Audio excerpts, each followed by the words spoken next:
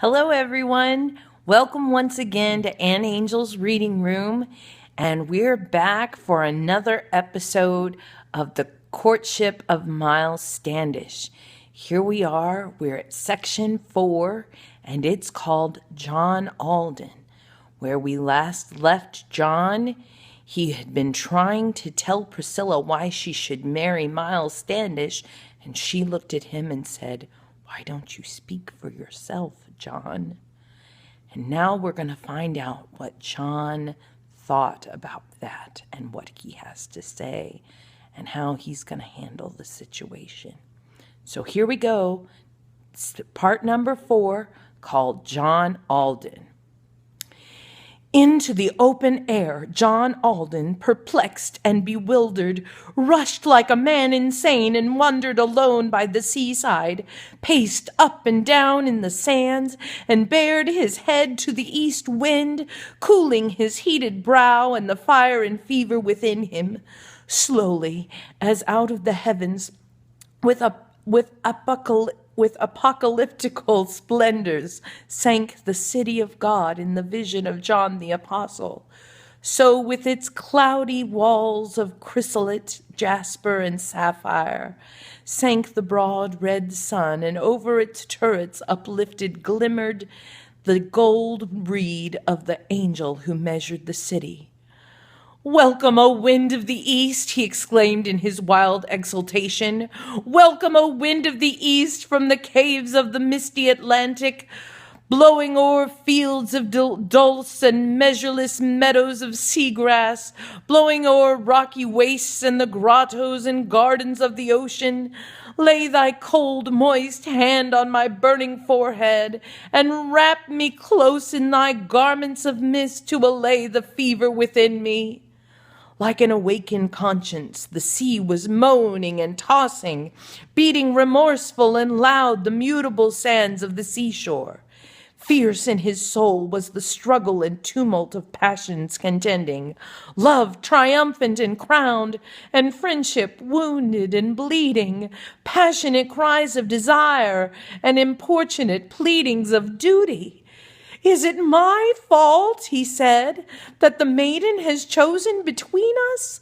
Is it my fault that he failed, my fault that I am the victor?" Then within him there thundered a voice like the voice of the prophet, "It hath displeased the Lord."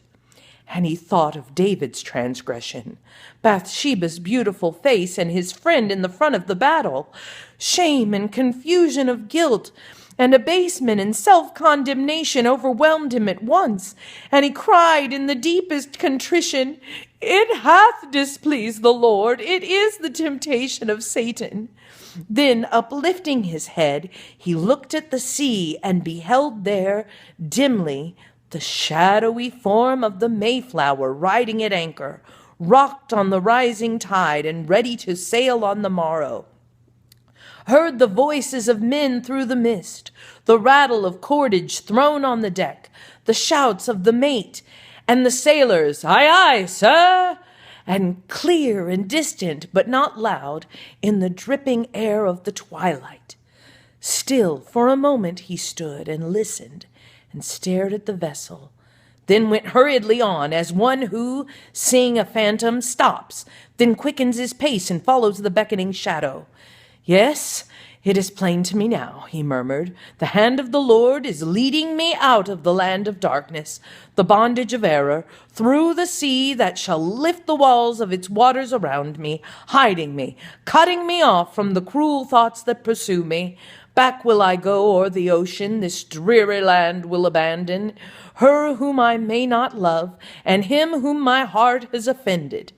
Better be to be in my grave in the green old churchyard in England, close by my mother's side and among the dust of my kindred. Better be dead and forgotten than living in shame and dishonor. Sacred and safe and unseen in the dark of the narrow chamber, with me my secret shall lie, like a buried jewel that glimmers bright on the hand that is dust, in the chambers of silence and darkness. Yes, as the marriage ring of the great espousal hereafter. Thus, as he spake, he turned in the strength of his strong resolution, leaving behind him the shore, and hurried along in the twilight, through the congenial gloom of the forest silent and somber, till he beheld the lights in the 7 houses of Plymouth, shining like 7 stars in the dusk and midst of the evening.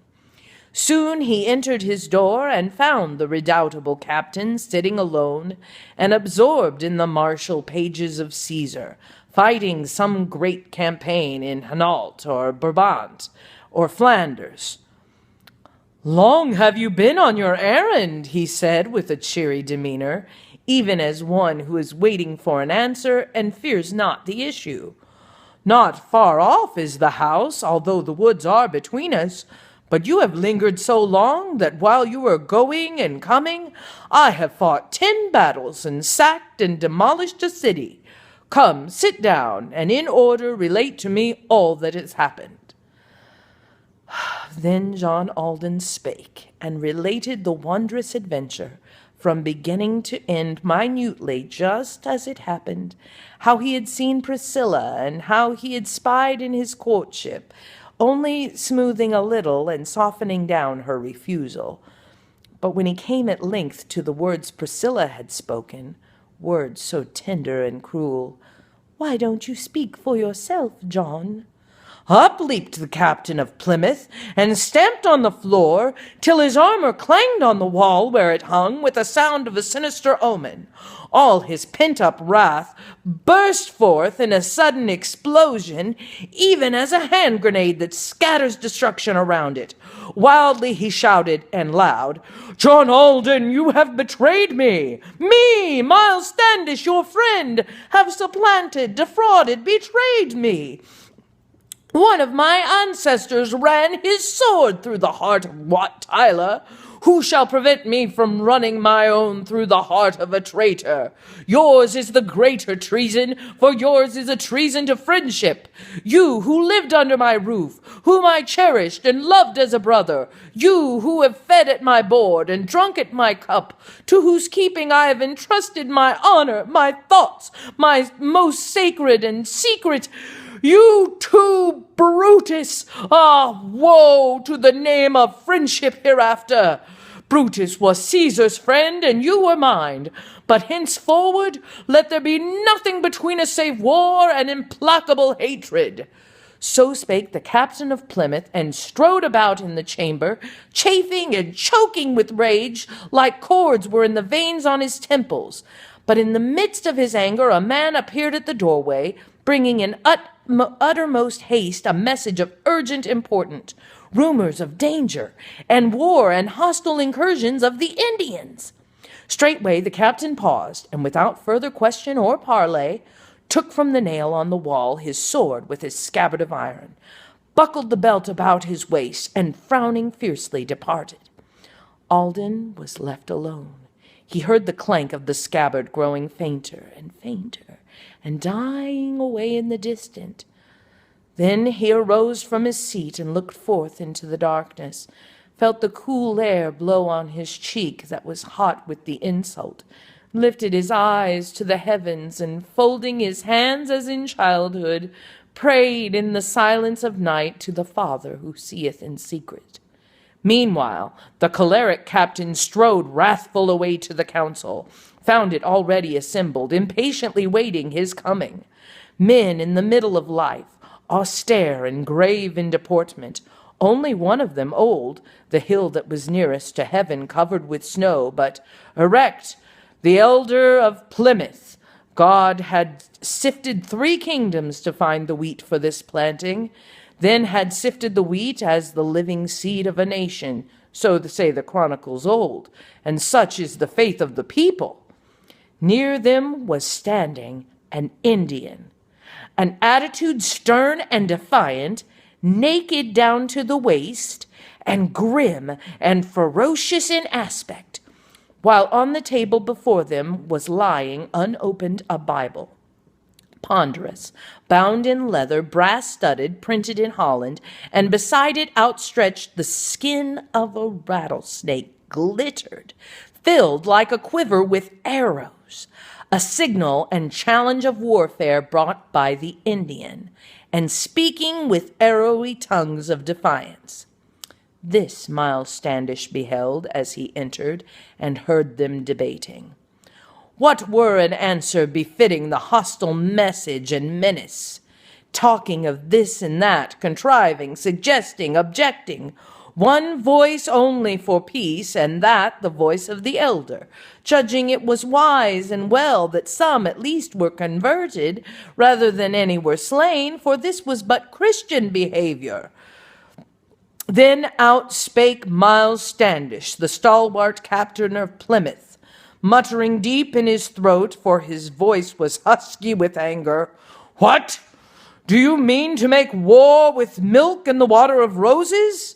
Is it to shoot red squirrels that you have your howitzer planted there on the roof of the church, or is it to shoot red devils? Truly, the only tongue that is understood by a savage must be the tongue of fire that speaks from the mouth of the cannon. Thereupon answered and said the excellent elder of Plymouth, somewhat amazed and alarmed at this irreverent language, Not so thought St. Paul, or yet the other apostles. Not from the cannon's mouth were the tongues of fire they spake with. But unheeded fell this mild rebuke on the captain, who had advanced to the table, and thus continued discoursing. Leave this matter to me, for to me by right it pertaineth. War is a terrible trade, but in the cause that is righteous, sweet is the smell of powder, and thus I answer the challenge. Then, from the rattlesnake's skin, with a sudden contemptuous gesture, jerking the Indian arrows, he filled it with powder and bullets, full to the very jaws, and handed it back to the savage, saying in thunderous tones, Here, take it. This is your answer. Silently out of the room then glided the glistening savage, bearing the serpent's skin and seeming himself like a serpent, winding his sinuous way in the dark to the depths of the forest. Some of you boys might have been worried that this was going to be all about a love story, but it's not. We've got stories about Indians. What do you think is going to happen next? What's going to happen to John? What's going to happen to Priscilla? And what is going to happen to Miles Standish? Somehow I don't think he's worried about Priscilla anymore. He's got a job to do. I'll see you next time.